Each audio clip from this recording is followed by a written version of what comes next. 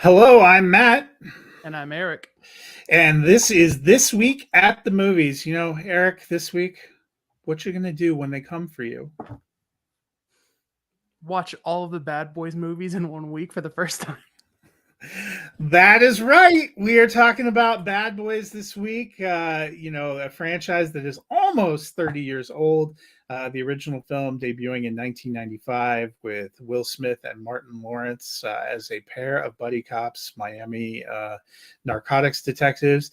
The franchise fourth installment. That's right. The fourth installment is like the year of fours, or at least the summer of fours, because we got the fourth Kung Fu Panda that came out. We got the fourth Planet of the Apes movie that came out. We have pretty soon have the fourth Despicable Me movie that's coming out, and the fourth Beverly Hills Cop movie that's coming out. Apparently, it's just a big year for fours because it is 2024. Apparently, but Bad Boys: Ride or Die was the big theatrical release this Friday. It returns Will Smith and Martin Lawrence as Mike Lowry and Marcus Burnett, a couple of detectives, and we pick up kind of a little bit where the events of the third film released in 2020 left off. This one also directed by Adil and Bilal, who directed 2020's Bad Boys for Life. Also directed on the small screen Miss Marvel, among a few of their other projects. But this one, we start off with kind of the traditional fun opening between them. Mike is getting married to a therapist character we've never previously seen, which was a choice. Marcus is still married, although they subbed out the actress that plays his wife, which was also a choice. And Captain Howard, is deceased, but they have a lot of tributes to him. His family's there, including his adult daughter, who is apparently a U.S. Marshal, another thing we've never known before, played by Rhea Seehorn. And pretty soon, a bad guy that looks a lot like Eric Dane, because it is, pops up and begins a plot of framing Captain Howard, who's dead now, for reasons that are never totally made clear. For being a mole working with the cartel over the years. Captain Howard recorded apparently a few secret videos that get triggered to release to Mike and Marcus from beyond the grave, proclaiming his innocence, which they already believed anyway. So Mike and Marcus decide to swing into action to clear their deceased captain's name. Can they get it done? If you've seen these movies, the question is yes, and in an incredibly chaotic and violent fashion. Eric, you had never seen a Bad Boys film before this week. You've now shotgunned through all of them. How did that fourth one hit you? Uh, First of all, let me just say I like these directors a lot. They're great visual directors. They are inventive and they come up with great concepts for set pieces. They shoot in a very post John Wick clean wide shot way that I really appreciate. And that their approach to these movies seemed to be a little more balanced in terms of like all right, I'm just going to say in the Bad Boys franchise, there is a movie going on and there's the two leads being the two leads. And it feels like those two are two separate forces in a lot of these movies. 3 and 4 get closer to blending these to where the plot and like story written of the movie informs the chemistry of the two leads. But still, basically each movie can be summed up with you give an interesting concept to each of the two leads that once you've established how they are and how they're charismatic and how they get along, you then say, well, the twist with this one is X and the twist with this one is Y. Let's see how that makes them interact while they have to shoot a bunch of people. And that feels like the formula of a Bad Boys movie. And this follows that formula. It goes way over the top. I think the movies started in a relatively grounded place and just went over the top with 2 and remained over the top. But in this case, I feel like it's a little more familiar. There are things that are visually unique, but not enough to say that I would tell people to watch this movie versus John Wick 4 or Fast and the Furious 6 or even 7. Like, Will Smith is a star. Martin Lawrence is hilarious. He's great. Like, if you like these movies, I don't see why you would dislike this one. But if you really like these movies, you're getting sort of like less than in this one. Like you said, the police captain is not there. He's a part of the thing. Martin Lawrence's wife is usually such a big piece of his character. She's replaced and played down.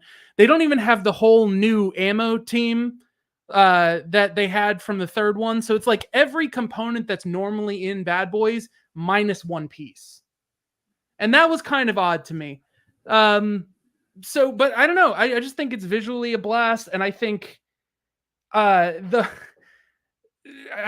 never for a second think of the villains as characters of substance, and I don't think the movie asks me to.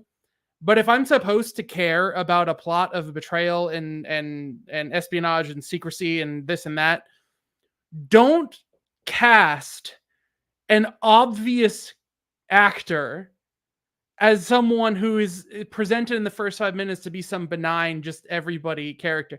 I'm just gonna go ahead and say it's it's Reed Richards. What's his name? I think it's like Ian Iwan Gaffard. It's missing vowels is all I remember.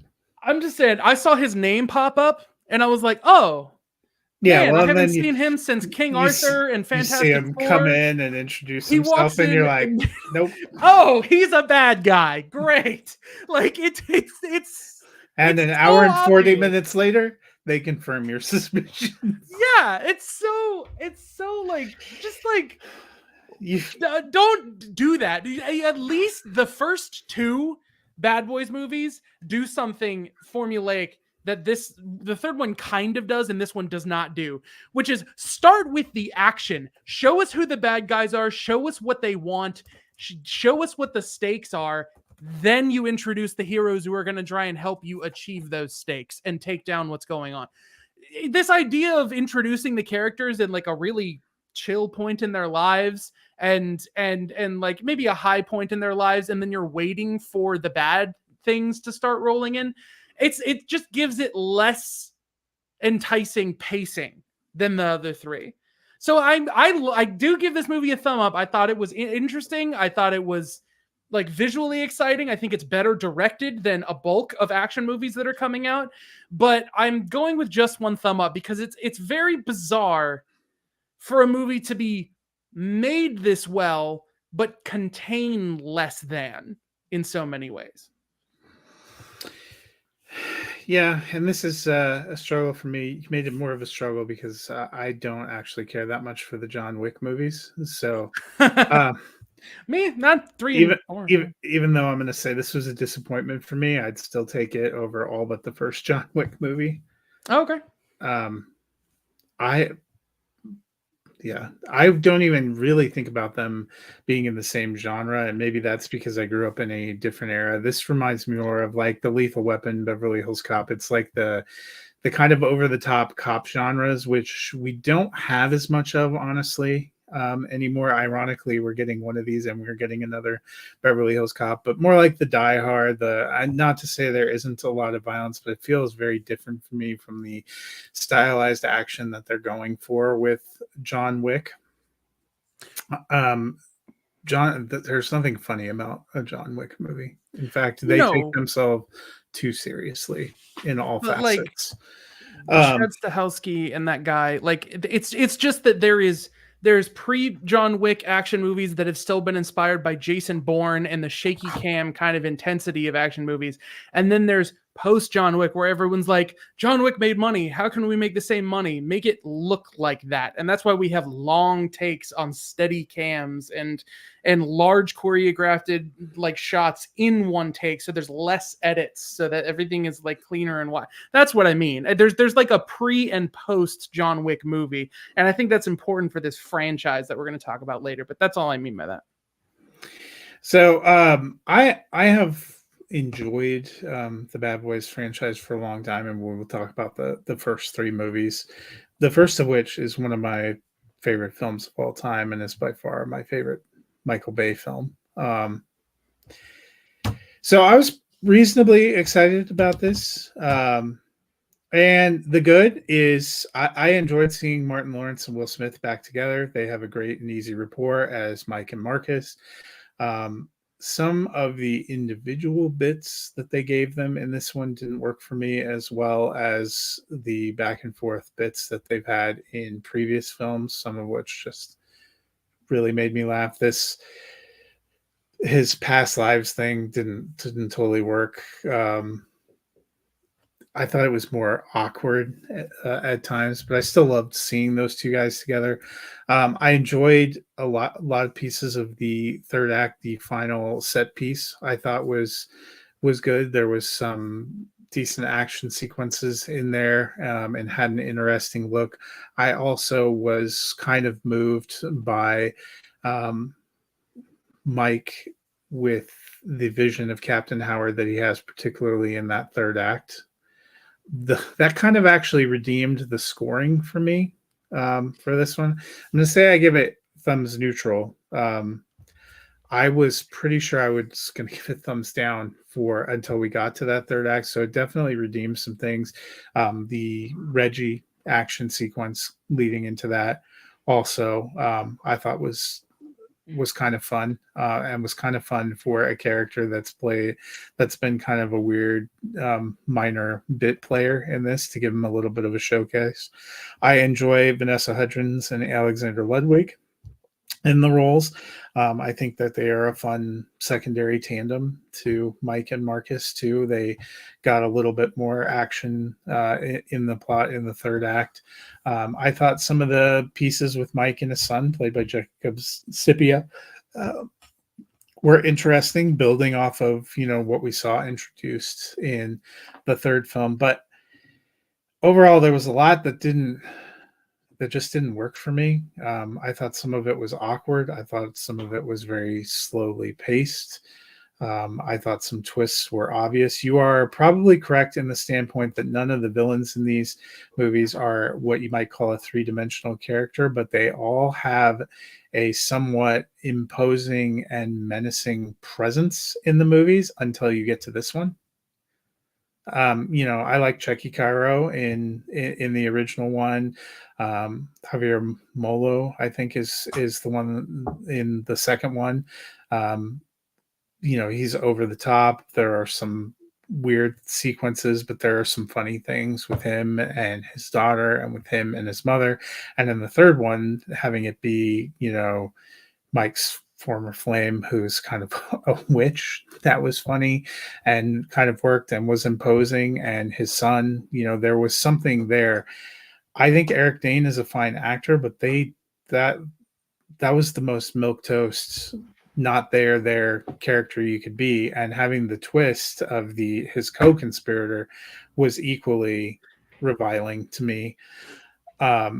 So I was super excited to see this, and I came away kind of disappointed, as a fan of the franchise. Um, like I said, still thumbs neutral. I mean, I still saw it. I'll probably end up still collecting it because I like the franchise.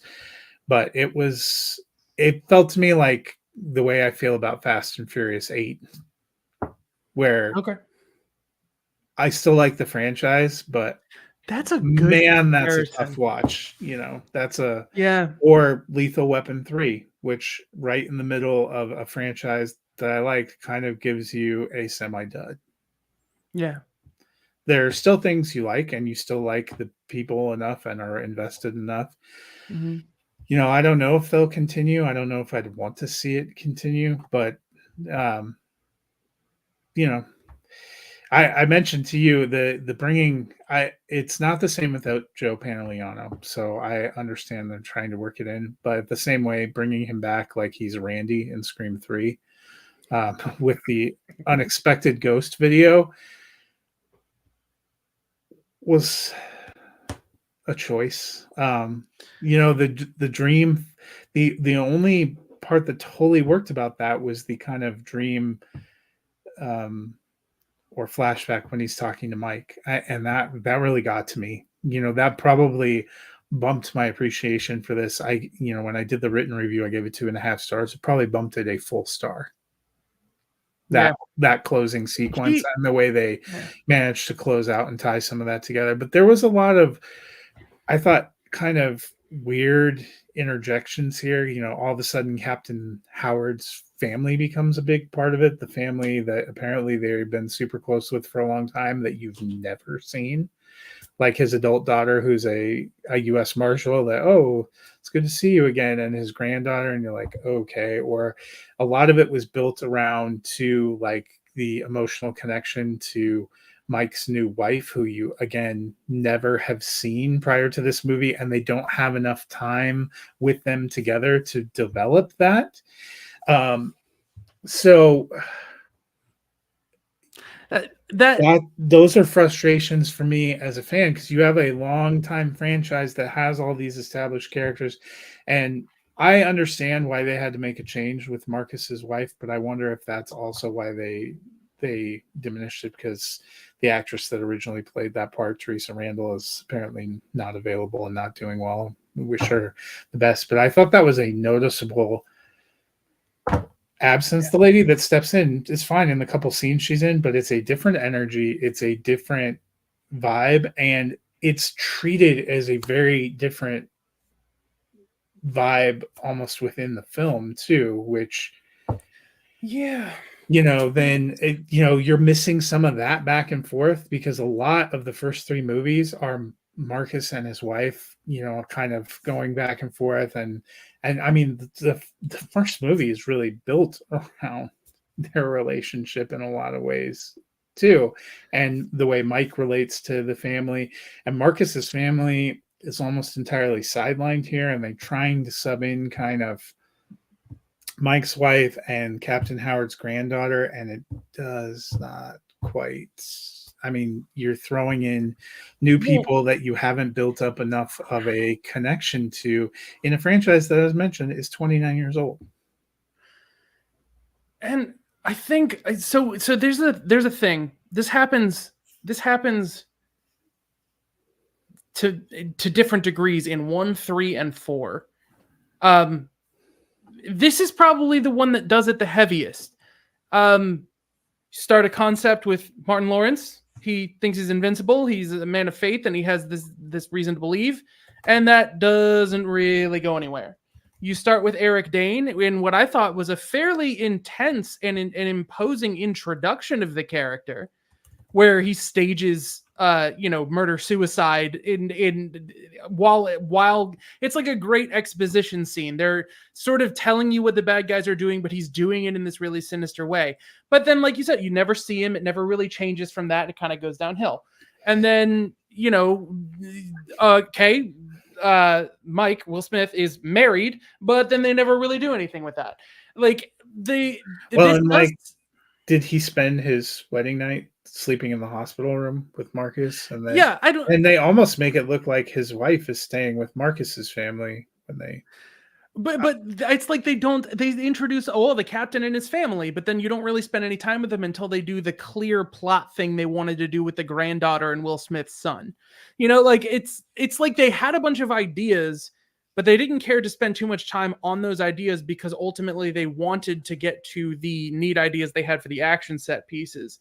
And I think 3 does the best job of marrying those two interests, but I don't know. We'll have to get into the list of them. Well, let's dive into the franchise. Obviously, Bad Boys came out in 1995. Will Smith, Martin Lawrence. That one, directed by Michael Bay, is old enough to have actually been a Don Simpson, Jerry Bruckheimer production before Don Simpson passed away. Téa Leoni is in that one. Is kind of a primary plot character that we never see again after that. Then Bad Boys 2 came out in 2003. Introduced Marcus's sister, played by Gabrielle Union, being in the FBI, which I also I'm going to say when you come back to number 4, Ride or Die, and the FBI is involved, and she's never even mentioned or seen, or that felt like a weird thing too. Then and that one also directed by Michael Bay. Then Bad Boys for Life came out in January of 2020 with Adil and Bilal taking over, and the original Bad Boys, as I mentioned, is one of my favorite films, personal favorite film of all time. I actually am a big Michael Bay fan for a certain kind of filmmaking experience when you just want to kick back and be entertained. And of Michael Bay's films, that is my favorite of his films. I like Bad Boys 2 also. I appreciate some of the criticisms of some of its deficiencies, but there are some sequences that I really enjoy, and that one probably has some of the best comedy sequences, especially with Will Smith and Martin Lawrence. It makes me laugh a lot in certain places, but it also has arguably one of the most over the top closing action sequences. I still enjoyed it. I still remember seeing it in the theaters. I was pleasantly surprised by the third one. I thought it worked. I thought there were some great emotional moments. I've enjoyed all of them so far, and I didn't hate number 4. I just was underwhelmed. Oh, am I going? Yep. Okay. So in 1, completely caught off guard. This is not just they're a good action duo, so let's make them partners, let them riff on each other and shoot some people. That is what the movie is sold as, but clearly someone tried to write. One of them is rich and kind of comes from privilege. One of them is working class and has a family. One of them is the single guy who has like the Porsche and the nice car, and one of them is getting by and sneaking, eating what he wants, and having like family troubles. And they are forced to switch places because of a circumstance with a witness. And I was like, oh my gosh, there's a whole story here nobody's ever told me about. Like, there's a whole thing going on here. But then I realized why, because as it continued on, that sort of had less and less consequence, where they kind of play with that concept a little bit, but you kind of expect it to be going that they're going to like learn to appreciate each other's life or something like that a little more. But the characters, they don't really like change or go through anything. They're just kind of there for each other. But that is such an enjoyable relationship that it almost doesn't matter, because it's just like, it's almost like instead what you're getting is a look at in the beginning how different they are, so that you can grow to care about them because of how much they work together regardless. And that, I think, is the strength of that first movie and why it's so unique. It's really funny going back all the way to the 90s for a franchise like this, because you can hear how literally like the sound effects for gunshots and things are like so dated that it's kind of nostalgic. It's cool listening to like the kind of you probably appreciated like the first one. I think has a couple of like really iconic shots that they've used in like sizzle reels for the movie studios. One is the way he shot the Miami sign underneath with the plane flying over. Yeah. You've seen that, but that scene of Will Smith with his shirt open and his wife and his shirt open and running over the bridge, when they have that kind of slow motion chase scene, they've used that for a ton of different marketing things and pull out clips and stuff that comes from. Yeah.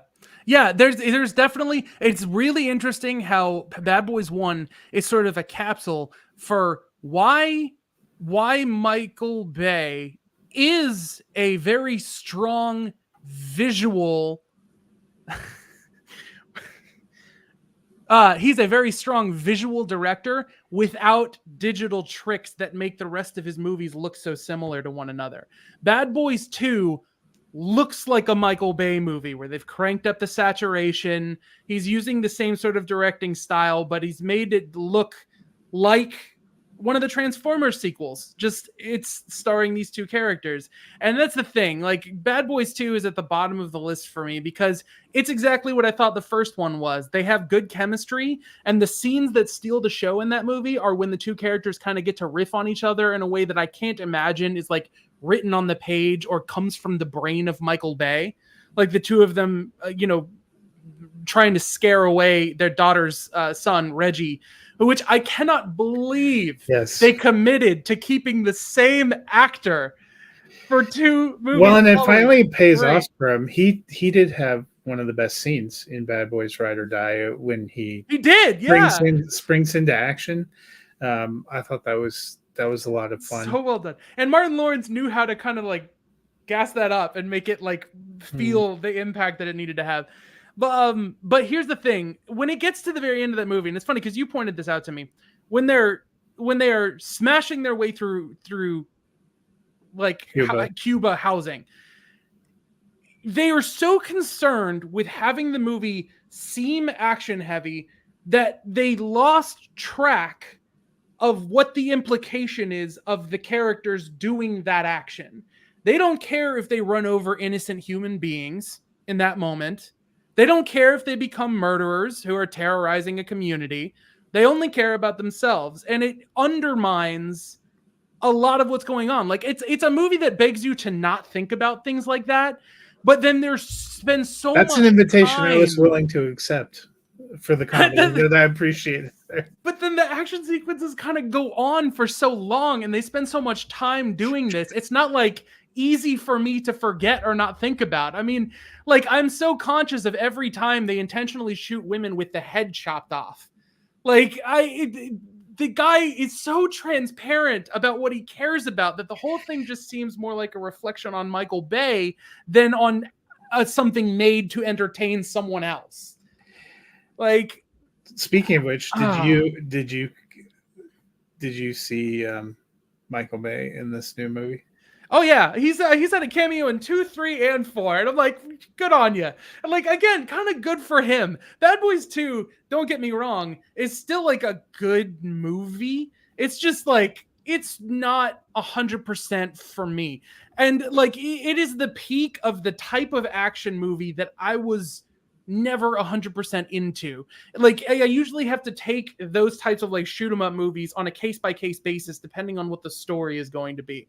Bad Boys 1 works for me really, really well. Bad Boys 2 for me, I don't know, man, but that's why it was such a surprise for me that Bad Boys 3 brought back Reggie and then took this sort of hook of letting Martin Lawrence's character be so faith-based and have Will Smith's character have this hook of his like old skeletons. Yeah. Okay. Sure, Ricky. The lady, his Will Smith was secretly undercover at one point and had a son in prison and all this kind of stuff. That was like one of the only times like it's another case, the third one, where they start you with this premise that Will Smith is like, you know, like bulletproof and he gets shot and he like almost dies. And I'm like, if he were not a main character, he would be dead. And then there are other characters in the movie who take less damage and die almost immediately.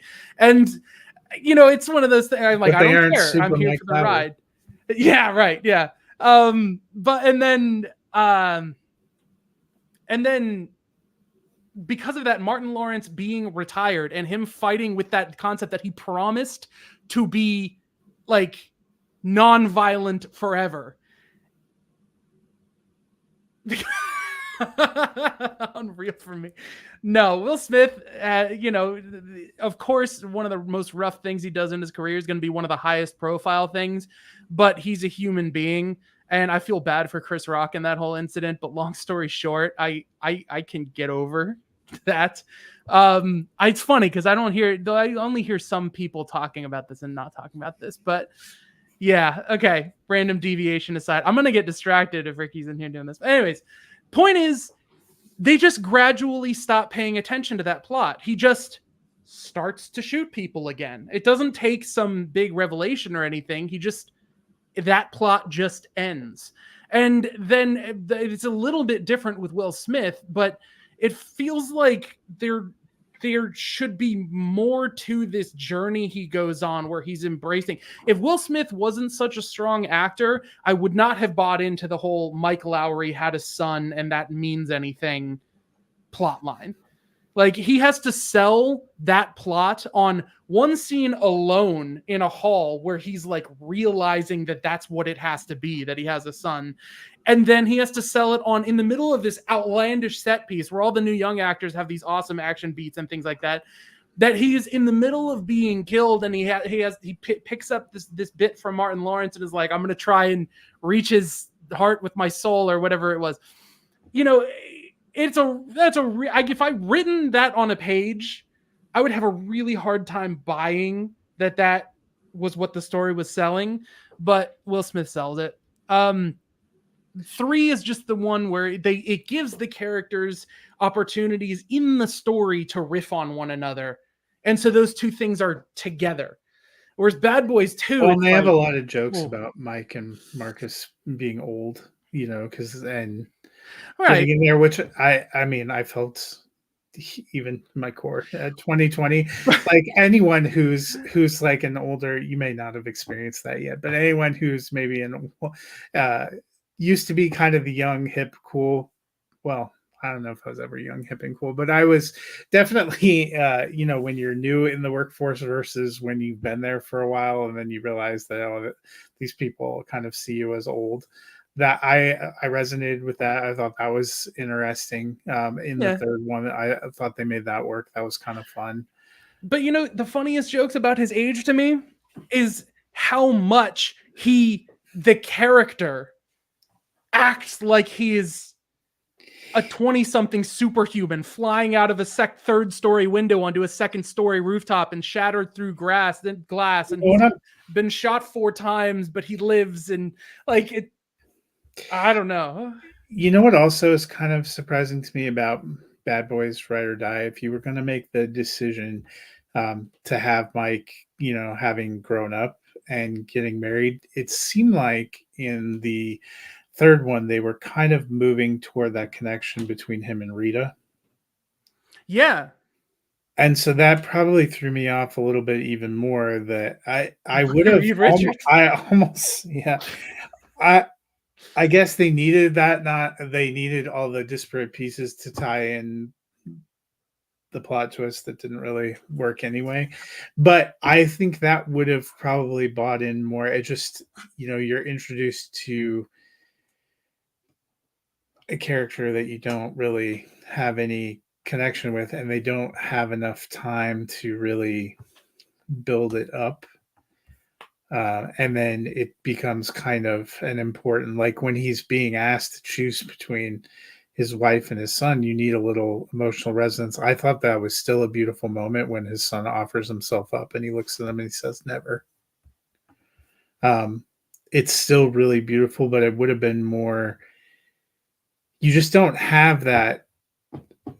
It's like what I said, there's just something missing because we got to switch to a focus on some new characters that they tell you from the outset are very important connections to these characters, but they don't have enough time to show you how they're very important connections. And, you know, maybe some of that comes, this movie clocked in, I think 115 minutes, which I'm pretty sure would make it one shortest. of the shortest of these films. Maybe they needed 15 or 20 more minutes to build you into some of these characters and relationships in a way that would have made it a little more, because I got enough emotional resonance in the third act, like I said, that it bumped the trajectory. Yeah, it's not a down. Maybe it would have gone. Yeah. Maybe it would have gone even higher if I would have felt some of that more in the middle. But I still love the franchise. I still think they're fun for what they are, you know. Yeah. And like I said, it's a year where we're revisiting a lot of things. Sometimes franchises that have been out for a long time, and we're going to have more franchises where it's been, Twisters that comes out later I never thought we were getting a sequel to that. And it's been almost 30 years since that film. You're getting dropped back into that world. You know, are they going to be able to make that work? Beverly Hills Cop, Axel F. You know, the original one was released 40 years ago. The third one was released exactly 30 years ago in 1994, a year before Bad Boys even premiered. So, how's it going to work? Dropping back into these worlds sometime. Nostalgia is a big thing right now, not just here, but on the small screen. I mean, in the fall, they're rebooting um, Matlock on CBS with Kathy Cool. Bates as Matlock. They're rebooting Wow. that Sherlock Holmes series. I mean, there's a whole lot of nostalgia, and we've seen that kind of. They're trying to tap nostalgia at the movies. We'll see how it plays out as we go deeper into the summer. But if you're a fan of Bad Boys of the franchise, I think you will want to see Ride or Die. And honestly, in a summer that's been a little dystopic and heavy at times, this was the kind of movie where you could just kind of kick back and check your deep thoughts at the door for a couple hours, enjoy a nice rapport between a couple of actors who seem like I'm thinking they've got to be genuinely friends in real life, because they just have such a, I don't, if that's not the case, I don't want that dream to die for me, but they're never really talked about together outside of the production of these movies. But this is the kind of movie that you typically come to summer to see. And so I think it works from that standpoint as well. Summer is here. Let's see one movie not tank. And this one's done fairly well. It looks like it's going to open over 50 million at the box office, which would make it, I believe, the most successful of the summer films so far. So we'll see if that can keep rocking and rolling. We will not have a live show next week. I will be in the middle of, it's Sunday. I will be in the middle of what ocean is below Texas? Is it the Atlantic? It's not the Pacific, I don't think. I will be in the ocean, not literally in the ocean. Hopefully I'll be on a ship, or else we're going to be missing more than a week. But we will be back in 2 weeks looking at the Bike Riders and Inside Out 2, because it's the summer of sequels. But until then, we will see you all at the movies.